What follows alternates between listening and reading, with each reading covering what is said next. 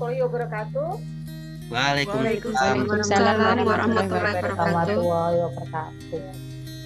Bapak Ibu sekalian, perkenankan saya mewakili kelompok 2 untuk memimpin jalannya presentasi diskusi mengenai wawasan kebinekaan.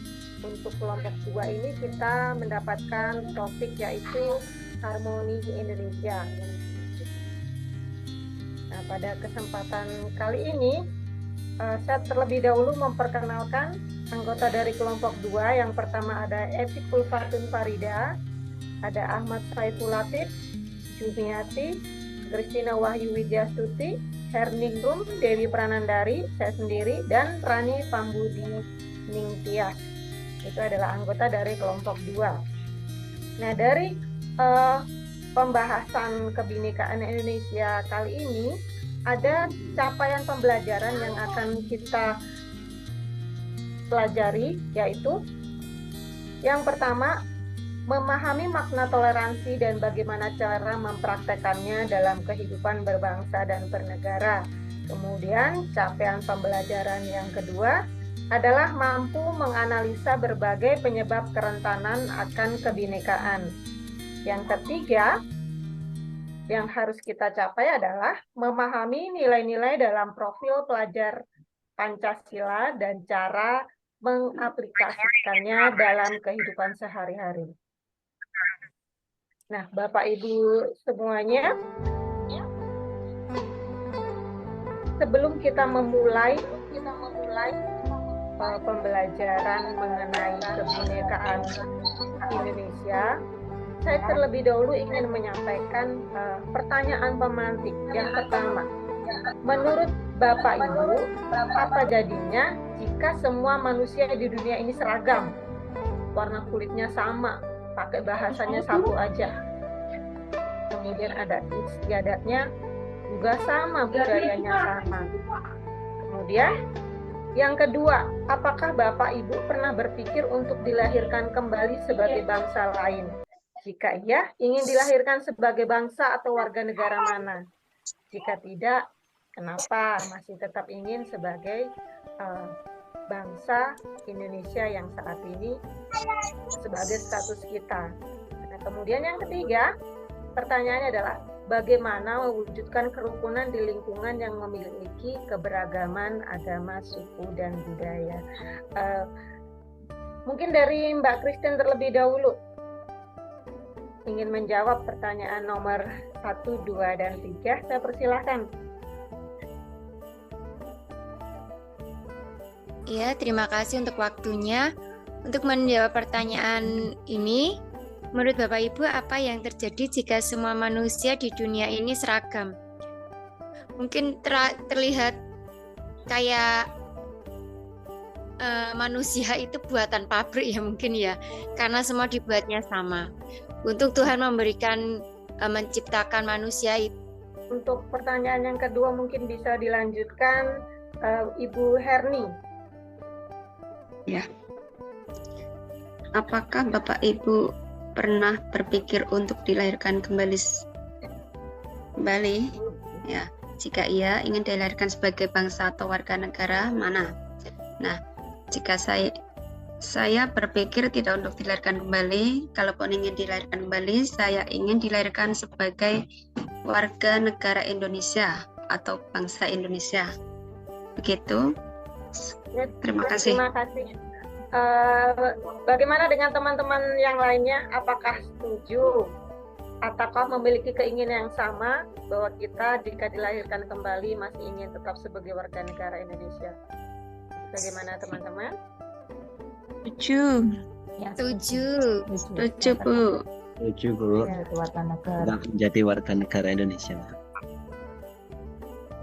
Alhamdulillah kita masih bangga dengan warga negaraan kita.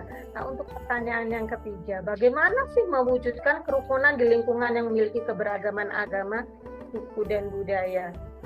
Ibu Jumiati, persilahkan. Ya, baik Bu. Untuk jawaban nomor 3 itu mewujudkan kerukunan di lingkungan di dalam keberagaman agama, suku dan budaya itu kita harus menerapkan toleransi dan sikap tenggang rasa di antara masyarakat kita, di keluarga dan di negara itu untuk mewujudkan kerukunan kita. Begitu Ibu Dewi, jawaban saya. Oke, terima kasih. Jawaban yang sangat bagus sekali ya. Bagaimana dalam mewujudkan kerukunan di lingkungan yang memiliki keberagaman, kita harus toleransi. Nah, Bapak Ibu semuanya, untuk lebih mengecek lagi, mengetes bagaimana pemahaman kita terhadap keberagaman yang ada di Indonesia, kita akan melakukan permainan tebak gambar, mencocokkan gambar dengan melihat karakteristik yang muncul pada gambar. Kita cocokkan dengan pilihan-pilihan di ABCD yang ada di layar nanti. Kemudian kita akan jawab bersama-sama keberagaman jenis apakah yang ada pada gambar. Kita mulai permainannya. Oke, yang pertama kita jawab mungkin bersama-sama aja ya. Kalau yang nomor 1 itu kira-kira Ya, itu Bu. keberagaman apa ya? Adat, Bu. Jawab apa yang Rumah adat, Bu. Rumah adat itu Bu. Rumah Nomor 1 adat rumah yang ada di adat. Indonesia. Ya. Kemudian nomor 2 ada tampilan banyak sekali orang, itu keberagaman apa kira-kira ya? Suku bangsa. Suku bangsa. Suku bangsa. Suku Suku bangsa. bangsa. Ya. Ya. Kemudian nomor 3 kok hanya ada tangan, tapi ada tangan yang bermacam-macam warnanya, itu kira-kira keberagaman apa ya? Warna Eh, kulit. Bu, itu Warna Warna kulit itu. kulit. Bu. Iya, itu adalah keberagaman warna kulit yang ada di Indonesia. Kemudian nomor 4 adalah menunjukkan keberagaman apa? Bu, seni daerah. Seni daerah. Ya, betul sekali ya. Itu menunjukkan keberagaman seni daerah. Di situ ada tampilan tarian dari Kalimantan, dari Bali, kemudian mereka menggunakan pakaian adat yang berbeda juga. Nah, lanjut ke nomor 5. Ini sangat jelas sekali ya. Pasti harus tahu. Nomor 5 adalah keberagaman. Bu, agama. Agama Bu. Nah, hal tersebut dengan membuat catatan dan bertanya kepada diri kita sendiri. Menurut Bapak Ibu, apa yang dimaksud dengan keberagaman? Kemudian Kekayaan kebudayaan, Bu. Mulai dari suku, agama, ras, warna kulit. ya, itu adalah jenis gambar tersebut. Apakah sudah menunjukkan keberagaman? Sudah Sudah, menunjukkan Bu. Bu. Sudah menunjukkan. Nah, negara kita. Nah, sebagai seorang guru, ini saya ingin menanyakan satu-satu. Sebagai seorang guru, bagaimana cara kita mengajarkan toleransi keberagaman di sekolah? Mulai dari Ibu Jumiati. Oke Bu, untuk saya mengajarkan di sekolahan saya itu anak-anak saling menghormati dan menghargai pendapat temannya atau teman yang memiliki beda agama di sekolahan gitu. Cara tidak membeda-bedakan teman, Bu, dengan tidak pilih kasih, tidak pilih teman, tidak mengucilkan, bagaimanapun tidak memandang banyak agama, ras, warna kulit, kita tetap berteman tanpa membeda-bedakan seperti itu. Iya. Ya, Untuk siswa saya lebih menanamkan untuk menghindari debat atau pembicaraan buruk terhadap tentang soal agama, Bu, karena sensitif sekali kalau ya, kita benar sekali. bicara tentang agama. Iya, benar sekali ya itu Pak ya, sensitif sekali pembicaraan mengenai agama. Diskusi kita selanjutnya yaitu kita akan membahas konsep yang pertama, yaitu tentang makna toleransi. Untuk ini akan saya persilahkan Ibu Rani untuk menyampaikan paparan presentasi. Persilahkan. Ya, terima kasih atas waktunya Pak Moderator Bu Dewi Pranandani. Sekarang saya akan menjelaskan konsep 1, yaitu tentang makna toleransi. Sebelum masuk ke penjelasan toleransi, saya akan menanyakan satu kata, satu pertanyaan kepada Bapak Ibu. Ini juga berhubungan karena dengan keanekaragaman, yaitu bahasa, yaitu tentang bahasa, yaitu apa bahasa Sundanya toleransi. Bapak Ibu, ada yang tahu Maaf, bahasa Bapak. Sundanya toleransi? Silih Saiful? ajenan, Iya, Bu. Bu. Silih ajenan. Kebetulan saya dari Tangerang. Iya. Terus bahasa Jawanya toleransi? Tepo seliro, Bu. Tepung Oh seliro. iya, tepo seliro. Ya, kenapa menyangkut kalau bahasa keragaman bahasa dengan toleransi? Karena toleransi masih berhubungan dengan keanekaragaman budaya termasuk bahasa. Ya. Sekarang saya langsung saja untuk menjelaskan makna toleransi. Toleransi bermakna sikap saling menghormati, saling menghargai, dan saling menerima di tengah keragaman budaya, kebebasan berekspresi, dan karakter manusia. Itu pengertian dari UNESCO. Contohnya seperti menghormati dan menghargai orang lain, tidak melakukan tindakan diskriminasi terhadap orang lain, tidak mengucilkan warga, teman, atau tetangga yang berbeda keyakinan. Saya lanjut saja. Intoleransi. Ada toleransi, ada intoleransi.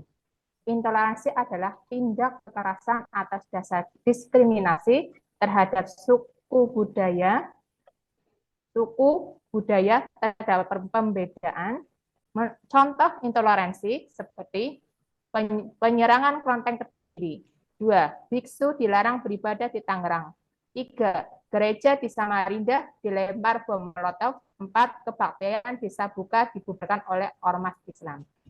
Atau tindakan yang menentang salah satu dari 4 pilar kenegaraan NKRI, Pancasila, Bhinneka Tunggal Ika, dan UUD 45. Itu menurut SKB nomor 11 /KL tentang penanganan radikalisme di kalangan ASN 2019. 2, yaitu praktek baik mengenai toleransi. Untuk hal ini akan disampaikan oleh Ibu Herni. Saya persilahkan waktunya untuk Ibu Herni. Terima kasih atas waktunya. Saya akan menjelaskan tentang konsep 2, yaitu beragam praktik toleransi. Yang pertama adalah toleransi di sekolah. Toleransi itu artinya adalah kesadaran menghargai dan menerima perbedaan. Contoh sikap toleransi di sekolah diantaranya 1. Berteman dengan yang berbeda keyakinan dan kepercayaan. 2. Menyayangi semua teman meski berbeda suku dan bahasa. Pesantren. Pondok pesantren itu merupakan suatu lembaga keislaman yang tumbuh dan berkembang di tempat masyarakat. Pondok pesantren itu harus tetap bersinggungan dengan masyarakat yang beragam dengan segi agama yang dianut. Oleh karena itu, nilai toleransi antar umat beragama harus tetap ditanamkan. Nah, dengan demikian tidak ada alasan bagi masyarakat untuk berasumsi bahwa pesantren adalah sarang teroris. 3, tantangan intoleransi yang semakin tinggi akan disampaikan oleh Ibu Eti. Nadia, aku siswi kelas 12. Aku lahir Baik, Pak Ibu, silakan untuk menyimak orang-orang video menyebut berikut ini. generasiku generasi Z. Dibanding generasi ayah dan kakekku, aku kayaknya lebih beruntung deh. Dengan gadget di tangan, aku bisa makanan kesukaan. Teman-temanku banyak, bukan cuma di dunia nyata, tapi juga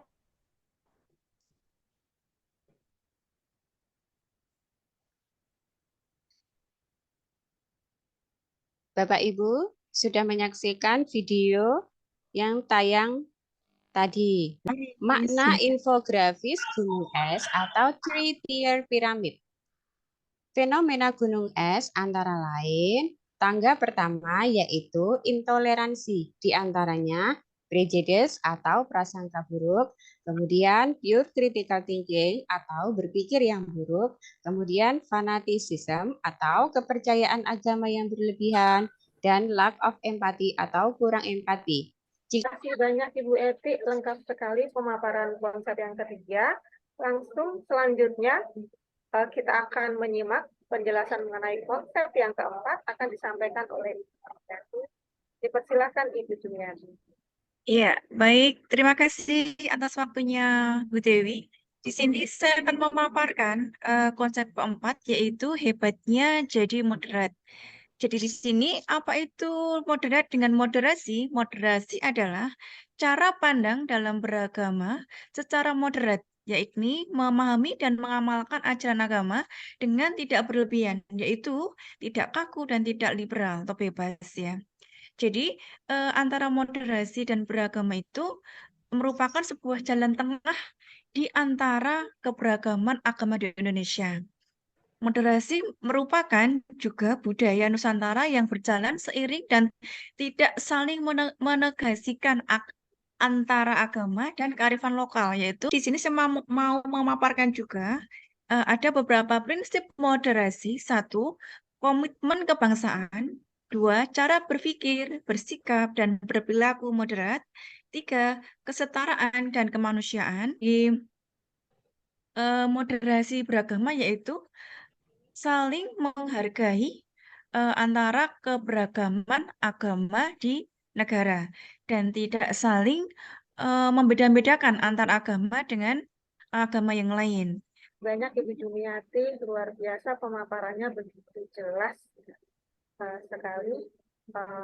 Kemudian pemaparan selanjutnya adalah konsep yang kelima mengenai profil pelajar Pancasila.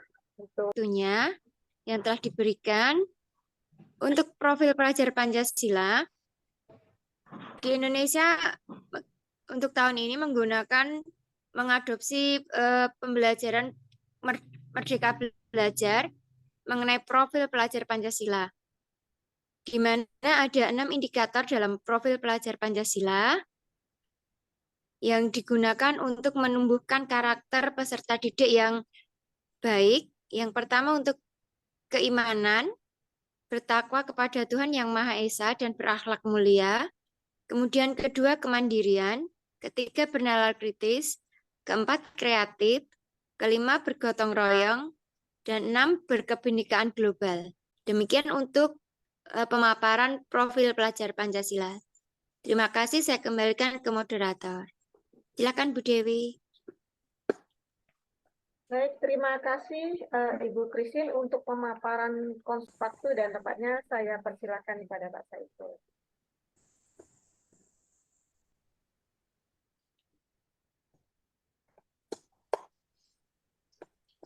Ya, terima kasih atas waktunya yang diberikan oleh Ibu Dewi. Di sini saya akan membahas tentang evaluasi, yaitu memberikan kesempatan kepada Ibu sekalian untuk mengambil intisari atau pesan baik dari topik-topik kebinekaan Indonesia. Suku dan budaya, mari kita saling menghormati, menumbuhkan rasa empati, dan mengikis rasa prasangka yang buruk supaya tercipta Indonesia yang harmonis. Demikian yang dapat saya sampaikan, Bapak. Mungkin dapat ditambahkan oleh Bapak. Quote, yaitu Negara Republik Indonesia bukanlah milik suatu golongan, bukan milik suatu agama, bukan milik suatu kelompok etnis, bukan juga milik suatu adat istiadat tertentu, tetapi milik kita semua dari Sabang sampai Merauke. Yang baik, terima kasih Pak Saiful. Nah, Bapak Ibu sekalian, demikian tadi diskusi kita mengenai wawasan kebinekaan global dan topik kedua yaitu mengenai harmoni Indonesia sudah selesai dan perkenankan saya untuk menarik kesimpulan bahwa keberagaman yang ada di Indonesia itu adalah memperindah apa yang menjadi hubungan kita dengan sesama. Kemudian itu juga menjadi kekayaan bagi bangsa ini untuk semakin erat dan maju sebagai bangsa yang berbudaya.